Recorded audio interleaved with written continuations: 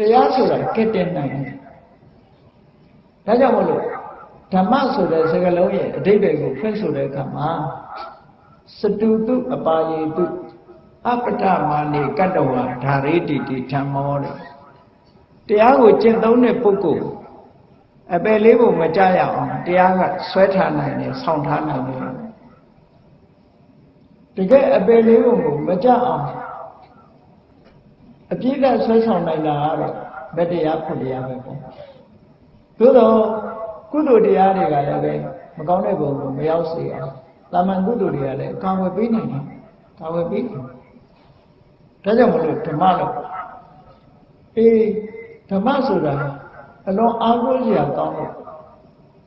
ဘုရားဝတ္တဝင်သူတော်ဖြစ်နေဟာဓမ္မန္တရဏံကိစ္ဆမိလို့ဆိုကြအဲ့ဒါသို့တော့တရားကိုကိုးကွယ်တယ်တရားကိုကိုးကွယ်တယ်ဆိုတာဘုရားကိုကိုးကွယ်တာလည်းမတူဘူးတရားကိုကိုးကွယ်တယ်ဆိုတာတရားကိုလိုက်နာကျင့်သုံးခြင်းပဲဖြစ်တယ်တရားတို့တရားများမိမိတဏ္ဍာမှာရောက်ရှိအောင်ဆောင်ရွက်ခြင်းပဲဖြစ်တယ်ဓမ္မန္တရဏကိစ္ဆမိဆိုရုံနဲ့မကဘူးဓမ္မကိုအကုသိုလ်ယုံကြည်တယ်ဆိုလို့ရှိရင်ကုသိုလ်တရားကိုပြုလုပ်အကုသိုလ်တရားတွေကိုရှောင်တယ်ကိုကျင့်သီလကိုထိန်းသိမ်းဆောက်ရှောက်တယ်သမာဓိတရားကိုပွားများတယ်အသိပညာတွေတိုးတက်အောင်ပညာတိုးတက်အောင်ကြိုးစားတယ်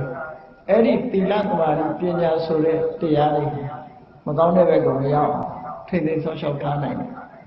ထောက်ကူပြုတယ်လို့ဒီပြောအဲ့ဒါကြောင့်မလို့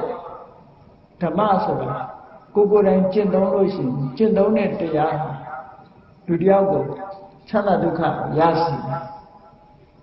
ရသော်ဘုရားကဓမ္မောသူစိန်သောဒုက္ခမာဝဟတိလေကောင်းစွာကျင့်သုံးတဲ့ဓမ္မတွေချမ်းသာဒုက္ခကိုယူဆောင်လာတတ်တယ်လောကမှာလူတွေရတဲ့ချမ်းသာဒုက္ခဆိုဓမ္မကပေးတဲ့ချမ်းသာဒုက္ခတွေပဲဒီကနေ့ဘုန်းကြီးတို့တွေမြန်မာနိုင်ငံမှာလူလာဖြစ်ပြီးတော့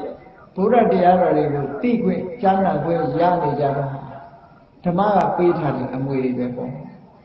အတိတ်ဘဝတုန်းကကိုယ်ကိုယ်တိုင်လုပ်ခဲ့တဲ့ကုသိုလ်ကောင်းမှုတွေကြောင့်မို့လို့ဒီအခြေအနေကောင်းတစ်ခုကိုဖန်တီးပေးတယ်အဲ့ဒီကံတရားကအခြေအနေကောင်းတစ်ခုကိုဖန်တီးပေးတယ်အဲ့ဒီကံတရားမလုပ်ခဲ့လို့အခြေအနေဆိုးနေတဲ့ပုံကိုယ်တွေဆိုလို့ရှိရင်ဒီဓမ္မကိုသိရှိခွင့်ပဲရမယ်အခြေအနေဆိုတာလူတိုင်းအခြေအနေကောင်းအခွင့်ကောင်းဆိုတာရှိတာမဟုတ်ဘူးစဉ်းစားကြည့်ပေါ့မြန်မာနိုင်ငံမှာလူပေါင်းတန်း60ကျော်ရှိတဲ့ထဲတန်း60ကျော်ရှိတဲ့ထဲပဲဘုရားတရားတော်တွေကိုသိခွင့်ရတဲ့ပုဂ္ဂိုလ်ဆိုတန်း60ကျော်မရှိဘူးမေတ္တာမှနေတဲ့ဥယျာဉ်လောက်ပဲရှိတယ်တခြားနိုင်ငံတွေတော့မပြောနဲ့တော့တန်းပေါင်း6000ကျော်ရှိတဲ့ကမ္ဘာလူဦးရေတွေကဘယ်နဲ့တန်းလောက်ပဲဘုရားရဲ့တရားကိုနာခွင့်ရမလဲအလွန်နေတဲ့အတိုင်းတာပဲဘုဒ္ဓတိစ္ဆာန်တွေကိုတော့သွားမကြည့်နဲ့မြေရဲ့တိစ္ဆာန်ပြိတ္တာလို့ဆိုအတူတကယ်လို့ဆိုရင်အပယ်လေးကိုရောက်နေတဲ့တတ္တဝါတွေကြဒီအခွင့်အရေးတွေဟာလုံးဝမရှိဘူးဝေးတယ်ဒါကြောင့်မလို့အခွင့်အရေးရနေတဲ့အချိန်ဟာဒုက္ခနာမှာဓမ္မကိုကျင့်သုံးကြရမှာပဲဒီဓမ္မကလာဖြစ်တယ်အဲ့ဒီဓမ္မဆိုတာအခြေခံဖြစ်တဲ့ကုသိုလ်ကာမပဋ္ဌတရား10ပါးဟာဓမ္မပဲကုသိုလ်ကာမပဋ္ဌတရား10ပါးနဲ့အစစ်မြင်လာလို့ရှိရင်သမာဓိကျင့်စဉ်ကိုကျင့်မယ်ဝိပဿနာကျင့်စဉ်ကိုကျင့်မယ်